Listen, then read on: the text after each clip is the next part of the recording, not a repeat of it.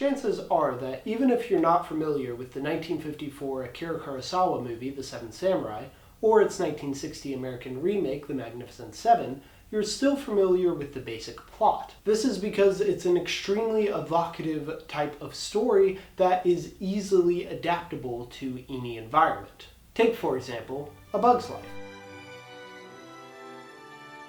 There is a group of villagers who are usually agriculturalist in nature, who are being set upon by some type of bandit or villain.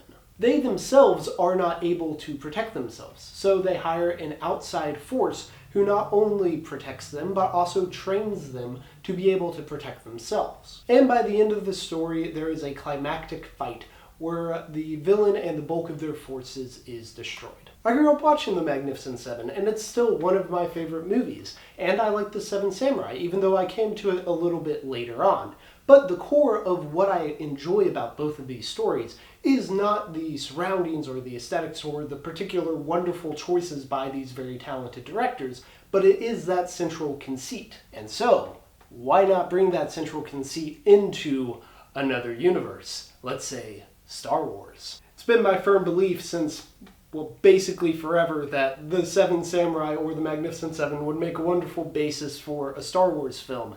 I know this because it's happened kind of twice. Happened twice during the TV shows, I should say. Once in The Clone Wars and once in The Mandalorian. And these are two of the best episodes in their respective shows.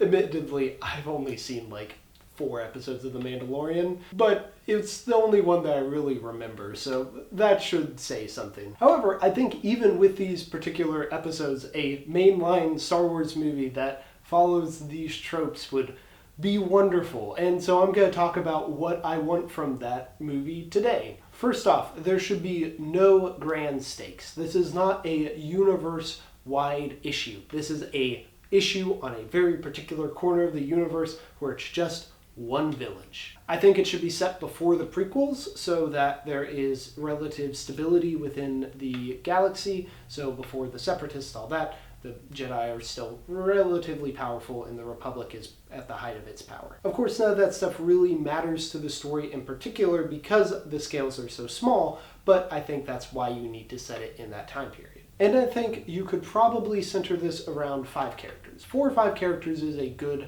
size for a team. I wouldn't be opposed to more, but I'm going to focus on what 5 characters I want to see in this movie. First off, I would want to see a ex-Jedi, someone who's disillusioned with the council and with the structures put in place. They aren't necessarily evil in any sense. They probably have or morality that lines up with the Jedi, but it would also be interesting to see some gray Jedi shenanigans in here. But for whatever reason, they are cut off from the rest of the Jedi Council. And I think if you make this character someone who's already gone through training, who was a Jedi Knight, then you have a character who is competent within the skills that we know of as a Jedi, just without those ties burdening them down. And then have a companion character for that character, someone who's probably a little bit younger, although I could see the ages being swapped, but I feel like this should be a younger, older sort of deal. This person is more the optimistic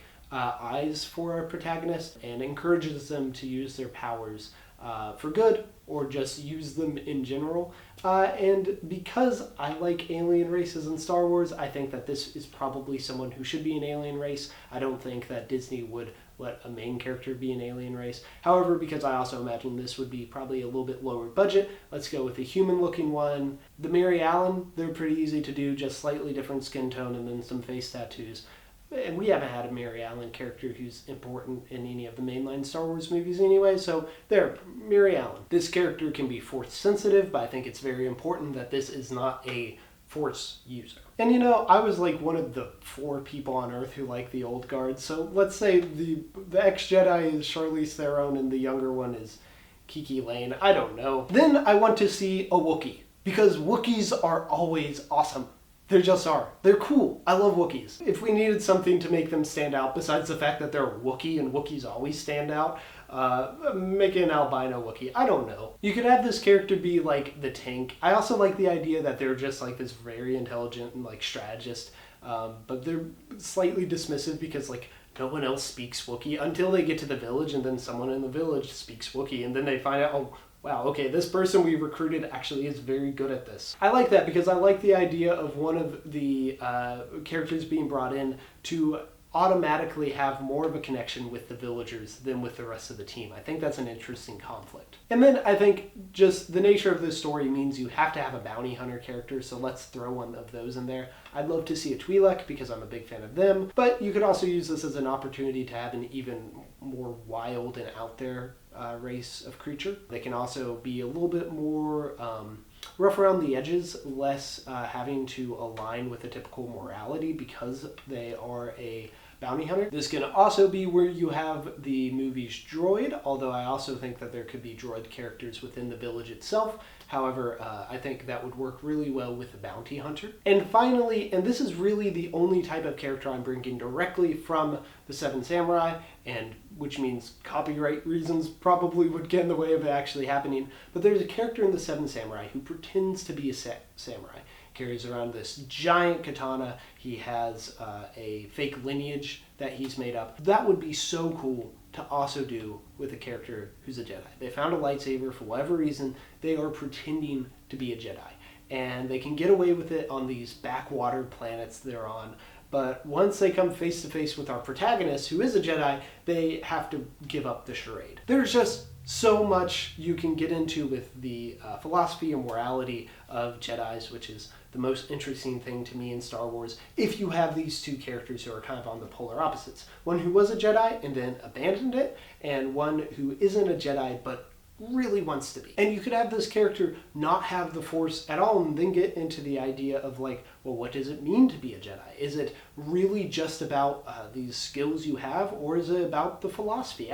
Endless possibilities. And then of course you have two characters with lightsabers, which would be good for the poster. Finally, the movie ends. They're successful fighting off the space pirates or whoever they're going up against. I think it's important that the main character dies, sacrifices themselves, kind of finds the fulfillment they wanted to find as a Jedi in that action. You could also kill off the bounty hunter character, although I feel like that character could also get away, maybe switch sides and then come back. Who knows? There are a lot of opportunities you can do with a character who's on a different moral spectrum from everyone else. I think because you have the connection with the Wookiees and the villagers that I laid out before, you could keep the Wookiee there. And then I think it's important for the two younger characters, the one who is pretending to be the Jedi, and then the Mary Ellen who was traveling with the Jedi, to go off into the wider galaxy and apply whatever lessons they learned. Maybe if you decide that the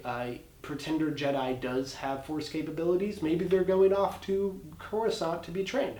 Or maybe they're just going off to fulfill more what they saw the main character's purpose to be. A protector of innocence outside of the infrastructure of the Jedi Order. Oh, directors, I guess I should say directors. My two go-to directors for Star Wars projects are James Mangold and Patty Jenkins. Patty Jenkins, I think, kind of fits more into the grand scale side of Star Wars, so we'll save her for like a saga movie. And then, yeah, James Mangold, he could work for this. Definitely brings Western vibes to it, plus just a good versatile blockbuster director. Or since once again I'm one of like the 4 people on Earth who like the old guard, I think her name is Gina Price Bythewood or something like that. Have her do it. She was good, and I think if you gave her a project with a little bit more oomph behind it, she could really break into the blockbuster circuit. So I thank you, my friends and fellow Vedsies, for indulging me in bringing together 2 things that I really loved from childhood to talk about. And I will see y'all tomorrow.